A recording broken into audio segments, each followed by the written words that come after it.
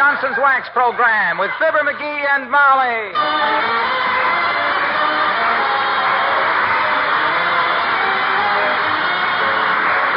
The makers of Johnson's Wax products for home and industry present Fibber McGee and Molly with Bill Thompson, Gail Gordon, Arthur Q. Bryan, and me, Harlow Wilcox. The script is by Don Quinn and Phil Leslie. Music by the King's Men and Billy Mills Orchestra.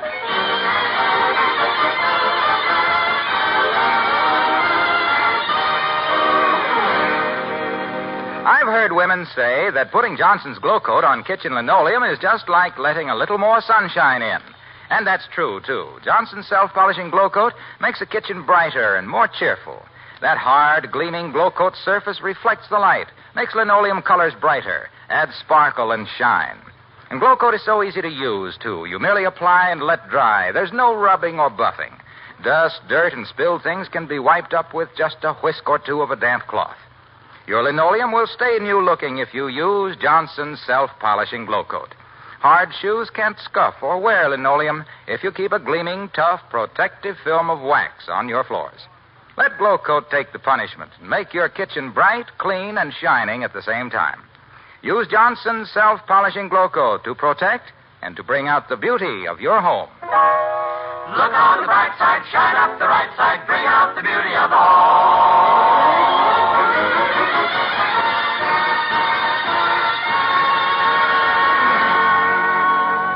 The newsreels won't cover it. The society reporters will ignore it.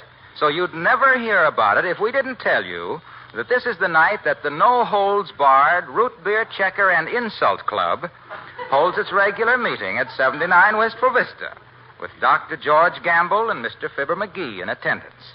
And here, getting ready to call the meeting to disorder, are Fibber McGee and Molly.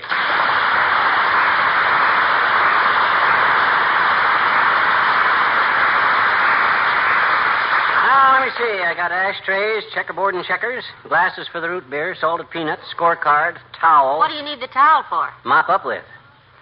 Doc always starts arguing and banging his fist on the table, and the root beer slops around like Lake Erie in a high wind, and I have to mop up. Very touchy guy, Doc is. I've always considered Dr. Gamble a very even-tempered man. Him? Even-tempered? He goes to pieces like a club sandwich with a loose toothpick. Hey, what else do we need here? Card table? Card table. I knew there was something I put it out for you this afternoon. Oh, fine. It's behind the big chair there. I tried to put it up, but one leg sticks a little. No, thanks, kiddo, but I can handle it. Let me see. This one leg always did stick a little, if I remember correct. Now, come on, baby, come on. Open up. Oh! Busted her off, clean as a whistle.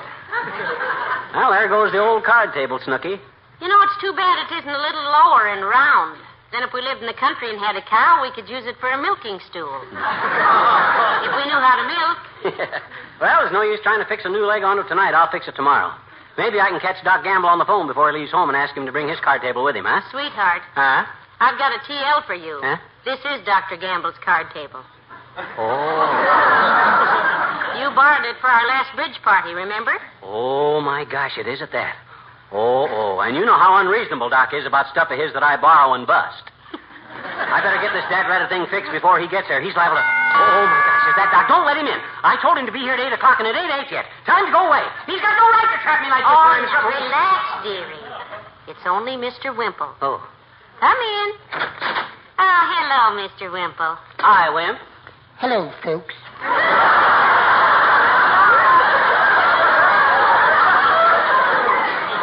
I'd invite you to stick around and bat the fat kid, but I'm expecting Doc Gamble for our regular checker game.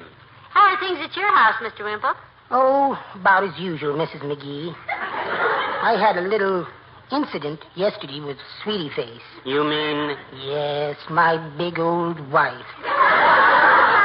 You see, Sweetie Face was practicing her weightlifting, and I said, "What are you doing, honey?" And she said, "I'm practicing my weightlifting." And I said, "My goodness," I said, "you do that every time you get out of a chair." Oh, my. Yes.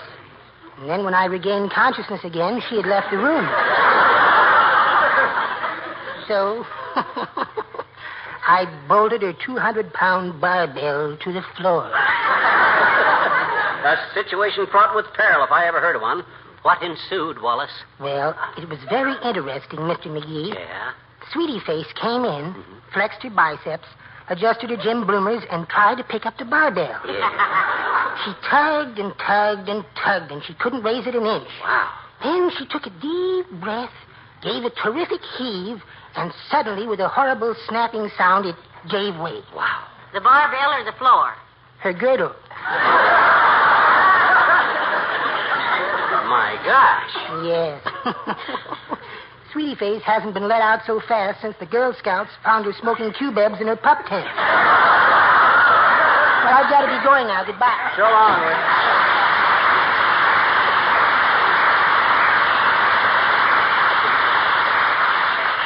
Good old Wimp. I'll bet he dreams up half of them gags with Sweetie Face. Did you ever meet her, McGee? They say she's really a fine figure of a woman. Fine figure is right. She looks like a square root. Doggone it, what am I going to do about this card table, Molly? If Doc finds out it's busted... Oh, hey, I know. Yes? Yeah, look, I'll be sitting at the table when Doc comes in, see? I can hold the busted side up with my lap, see? He'll never know the leg has gone off it, see? But heavenly days, McGee, you two sometimes play checkers for 3 or 4 hours. Yeah, I know. You can't prop that table up with your lap for that Well, long. maybe not, but I got to try. I got to bluff it through some way. Listen, why don't you just tell him you broke it and offer to pay for it? Why do you always have to do everything the hard way? Admit to Doc that I busted his precious card table? I ain't that big a fool, Tootsie. He'll tell us he paid a fortune for the debt. Well, decide on your story, dearie. That must be him. Now, let me get set down now. Okay, shove the table over onto my lap. Like this? No, the other way. So I'm holding up the bum corner. That's it. Okay, let him in. All right. Let him in. Come in. Oh, hello, Dr. Gamble. Hello, my dear. Oh, hi, Doc, old man. All set up and waiting for you. Come on over and sit down. Attaboy. Well, how's everything, Doc? Everything copacetic at the old splint foundry? Hey, Doc. Are you sure you feel like playing checkers tonight, my boy? You appear a bit feverish. What are you trying to do, snide wide? Save yourself a beating? That does it, muscle bustle. I'm going to pin your ears so far back you can hear your spinal cord unraveling. May I take your hat, Doctor? What? Oh, yes. Thank you, Molly. It is usually the host who leaps up and greets his guest for the evening at the door, but not Sonny Boy. He thinks politeness is effeminate. Is it true, Tallow Bottom? Ooh. Is it true that the citizens of Peoria got together and burned down the barn you were brought up in? No, it isn't. And if you want to play checkers, get with it. Come on, play checkers. That's a strangely sensible suggestion coming from you. Let's go. Which color you want, red or black? I'll take black. McGee. The visiting player has the first choice of color. Since when? Since the game was first invented by the ancient Egyptians some 2,000 years ago. Oh, you play the old rules. Okay, Fatso, lay 'em out. All right. There's black. Yeah, here's a red. Here's another one of your black. And black. Okay. Uh-huh. That's him. All right, Pigeon, your first move. Yep. And look, sit in the middle of the table, will you? You make me nervous, all twisted over at the corner like Well, that. you see, Doctor... Well, you see, Doc, I'll tell him, Molly. All right. But tell me what? That's what I want to know. Well, the fact is, Docky, I got to sit this way. I accidentally sat on the ice pick this afternoon. Molly told me to watch out for it, but I didn't get the point till later. Well, here we go, Fatso. I move here. And I move here. Right. I move. I move. I move. I move. There.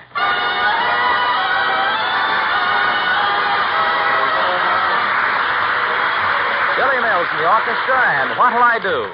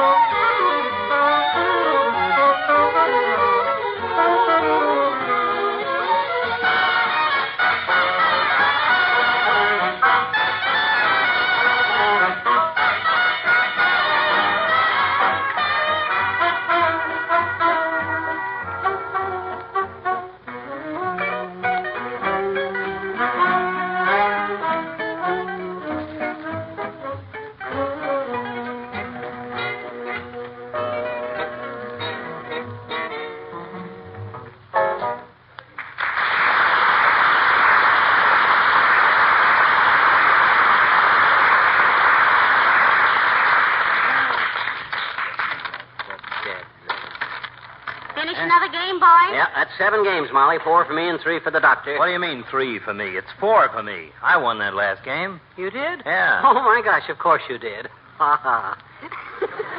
I put it down in the wrong column.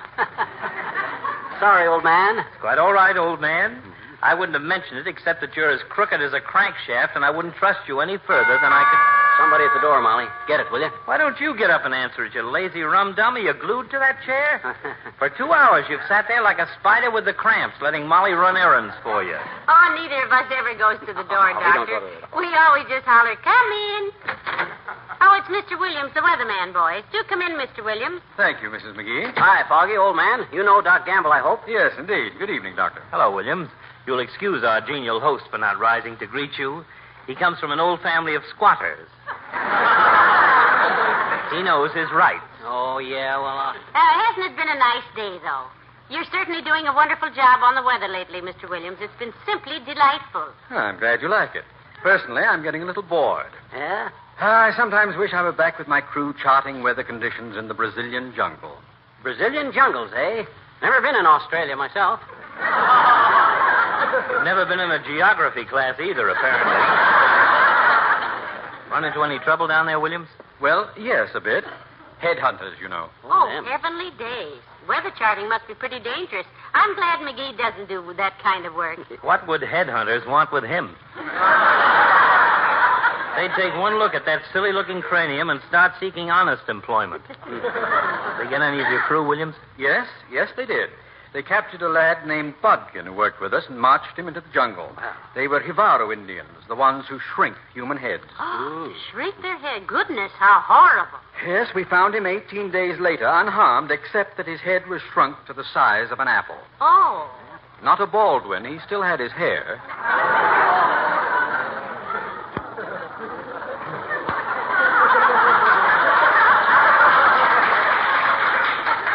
Well, when we returned to the States, he made so much money in sideshows and movies that he became quite wealthy. What's money when you got a head like an apple? Look who's asking. But it didn't stay such a small size, strangely enough. No? No, he went to Hollywood, and they made such a fuss over him that his head swelled to even larger than its original dimensions. Oh, by the way, Doctor. Yes? I do dislike to break up your checker game, but would you come over to my house next door for just a few moments? Well, can't it wait, Foggy? We were just starting the game. No, I'm afraid not, McGee. I have several guests waiting for me to carve the turkey for dinner. Oh. And I don't know where to make the incision. Where's my medicine bag? Oh, here it is. I'll be back shortly, McGee. Huh? Come on, William. Your usual fee, of course, Doctor. Good night. Oh.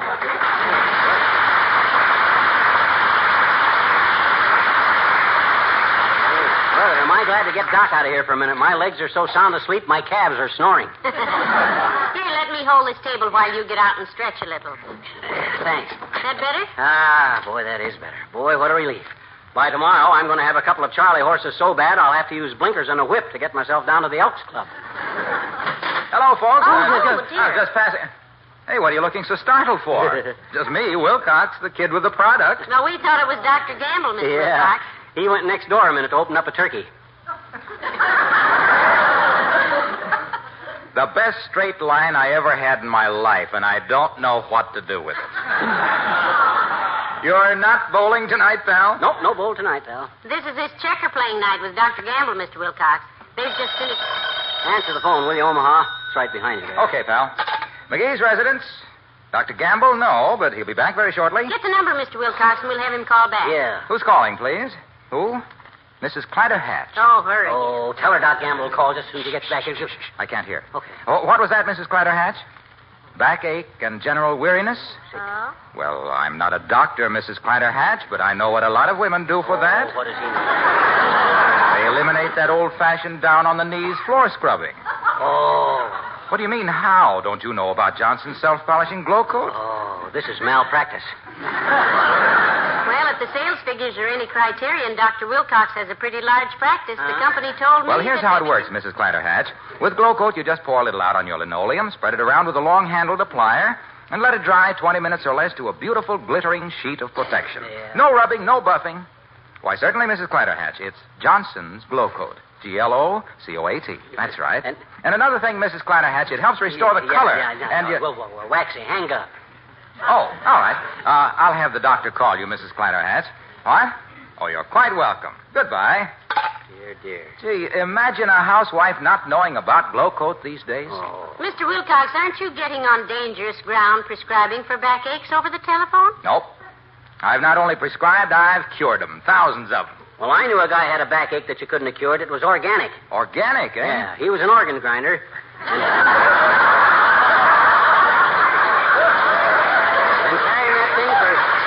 carrying that thing for 15 miles every day gave him such a crick in the back he had to wear pontoons on his suspenders. Crick in the back. Yeah.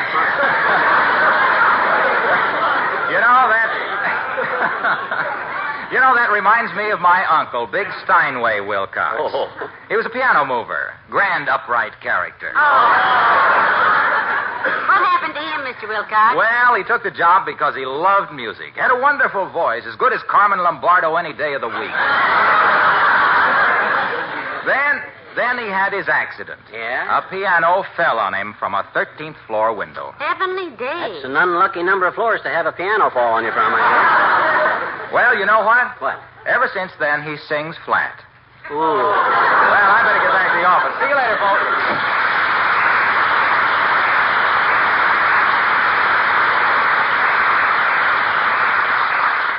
Hadn't you better get that table back in your lap, dearie? Dr. Gamble may be back before you Yeah, know but it. I'd like to stretch my legs as long as I can. I'm stiffer than a neck at a tennis match.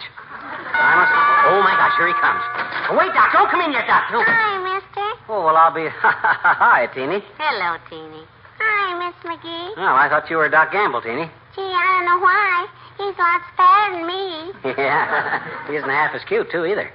Hey, where are you going, Molly? I'm going out and make you boys some sandwiches. Oh. Make yourself at home, Teeny. Thanks, Miss McGee. Ah, there goes a good kid. Hey, what you doing, mister? What you? I and Doc Gamble are playing checkers, sis. You know checkers, of course. Oh, sure I do, I betcha. Willie Toops went horseback riding in the woods last summer, and he came home just covered with checkers. Covered with checkers? Sure. Gee, they put turpentine on him and alcohol and everything. Yeah? Willie says they dig right into your skin. Oh, well, those are chiggers, sis. Chiggers. Why, who's coming? No. I mean, what Willie had was chiggers. These are different. These are just little round pieces of wood painted red and black. Here, take a good look at one of them. Oh? Yeah. No legs. No. Well, these things wouldn't bite anybody, I bet you. Why, certainly not. Perfectly harmless. Oh. Huh? Oh, boy. Hey, well, I ever got the goods on Willie, though. He thinks he got bit all over with little round pieces of wood. He'll buy my sodas all spring, or I'll tell everybody in the 3rd grade. Uh-huh. And it won't be long, either. Spring is almost here, you know. Oh, you think so, eh? Sure. I was passing your house this morning, and right out on your front lawn, with its little head bobbing up and down, what do you think I saw? A robin? No. Willie Toops' dog. He was bearing your morning paper.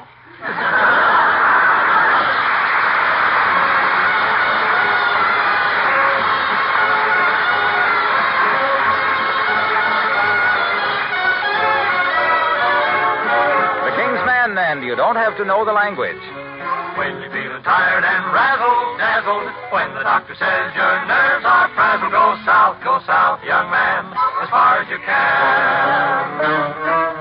Whenever you need a vacation, Brazil is the place you should be, so you can understand what they're saying. You can't read a sign that you see, but you don't have to know the language.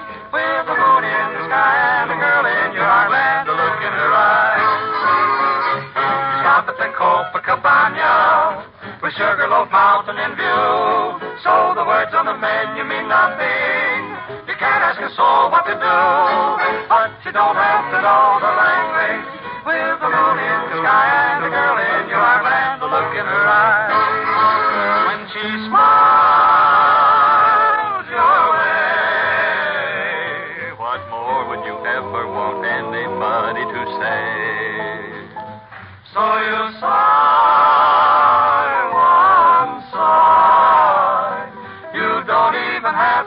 watching that Yankee parade.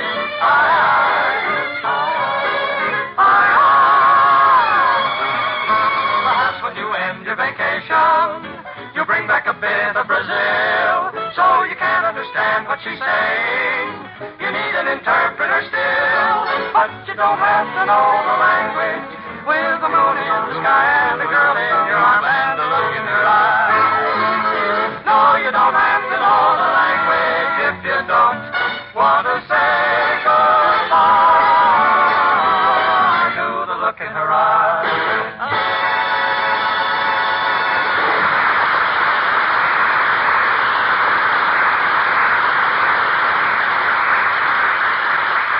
Your move, Fatso. Your move. Come on, quit stalling. I'm not stalling, Snare Drum. I'm thinking. Oh, yeah? What with? Just because I've got you practically cornered, you start stalling. Who's got who cornered? There. Huh? And there. Ooh. And there. Oh. King me, pigeon. Oh, 3 men. That was good, Doctor. When he plays checkers with me, he's a little over his head, that's all. I feel like Bobby Riggs playing tennis against a fat lady with tight slacks and high heels. Go on, move, stupid. Okay, Chowderhead. I'll move here. So I'll move here. And I'll move here. And here. And here. Oh, and no, you don't. You can't move that man backwards. Put it back. Put what man back? That one right there. Okay, but I already took 2 men. Put him back. Okay, hard loser. Just wanted to see if you were on your toes, that's all. It's your move. Come in. Oh, it's the old-timer. Hello, Mr. Old-timer. There. Your move, McGee. I know it. I'll move here. Hello there, kids. What you playing? Dominoes? Never seen any round dominoes before. Must be a new kind. They're playing checkers, Mr. Old-timer. Oh, now don't go pulling my leg, daughter. I've played plenty of checkers back in my FBI days. Your FBI days. I moved. Were you FBI, Mr. Old-timer? Yep, farm boy from Indiana. Used to sit around the firehouse all day long and play checkers with the firemen. But we didn't have no fancy equipment like that. Played it with beer bottle caps. Had 2 teams, Budweiser's versus the Paps. I was so good at it, they elected me Paps Grandmaster 2 years running. That was a good move, Doctor. Thanks. I think I got him now. Oh, you think so, do you? Well, try this one on for size, smart boy. There. That was before I got restless and set out to see the world, kid. I was gone 32 years. When I come back, I'd seen everything there was to see between Terre Haute and Indianapolis.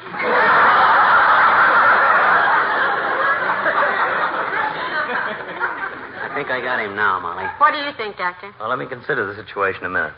Let me see. If I move here, he moves there. Never forget one time I was bumming my way on a freight train and got locked into a car full of sheep and goats. No sooner got out than the cops picked me up, and I got 30 days in the sneezer charged with fragrancy.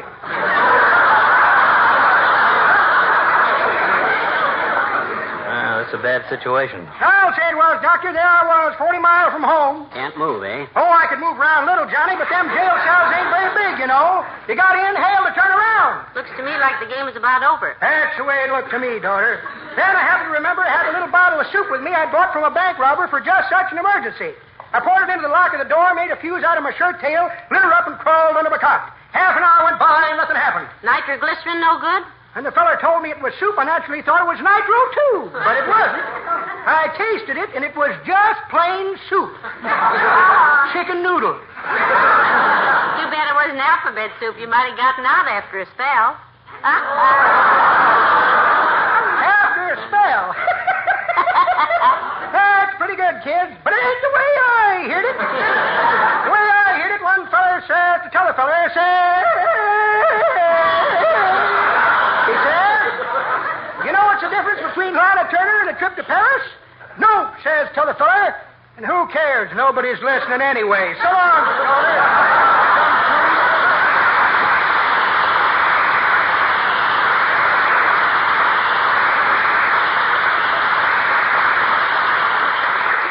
Who was that just went out?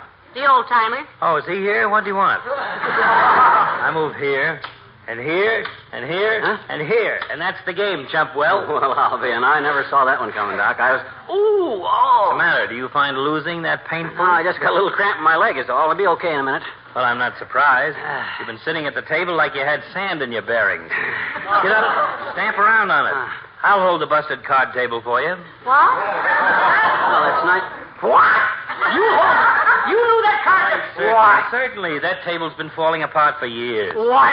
Well, it's been fun, kid. Oh. Thanks for everything, Molly. Why, you big... Of all the shirts... Why, that's big... If I had... How much root beer did he drink? You know, if I were you, dearie, I'd refuse to pay him for those last x-rays. Huh? If you're as transparent as all that, they weren't necessary.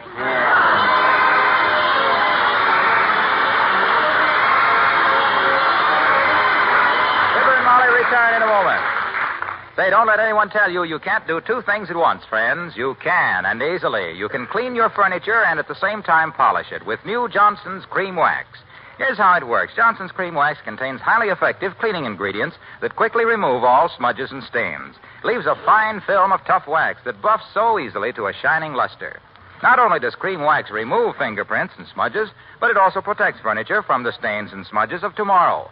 After you use Johnson's Cream Wax, a light dusting will keep your furniture bright and glowing.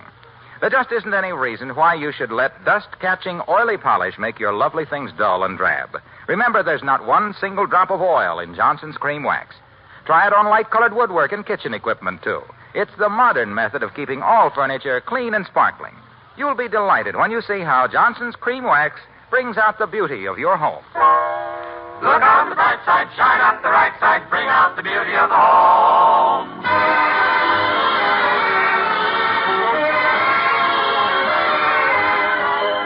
Boy, it feels good to stand up and stretch a while. I'll bet. Am I ever glad to get up off of that chair? If I'd have sat on it any longer, I'd have grew there.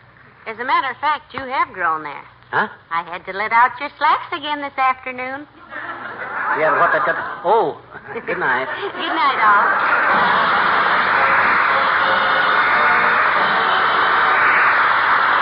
The makers of Johnson's Wax Products, Racine, Wisconsin, bring you Fibber McGee and Molly each Tuesday night at this time. Be with us again next week, won't you?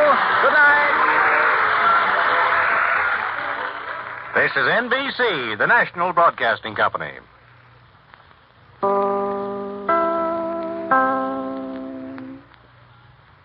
This is WMAQ NBC in Chicago.